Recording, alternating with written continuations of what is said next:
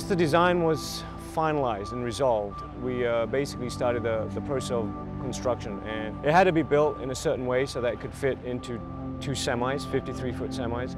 It had to be built so that it could assemble and disassemble so they could possibly use it again.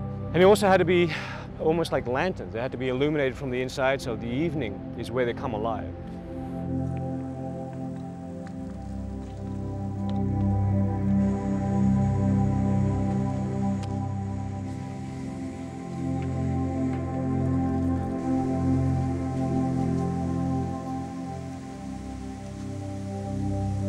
Originally, the idea that I kind of developed was, well, let's come up with 12 towers that represent each Asian representation of an animal. That was the core of the original concept, 12 towers.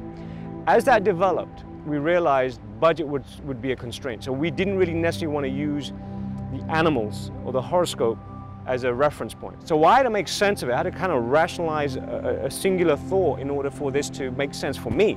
If it made sense for me, I could kind of create an architecture that would make sense for everybody else. So I decided I would not use any religious icons, simply because it wasn't a religious space.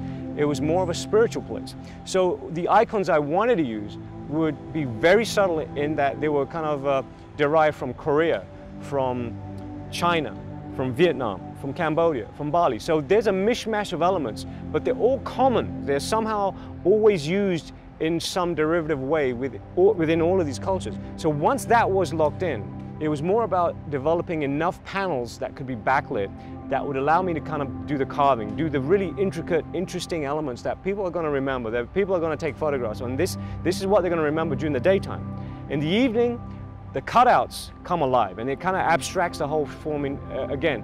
Even though you have an overall idea of this is an Asian-themed space, it takes on a whole new personality and character in the evening, and more so when people start interacting, when they start sitting and viewing and talking and drinking.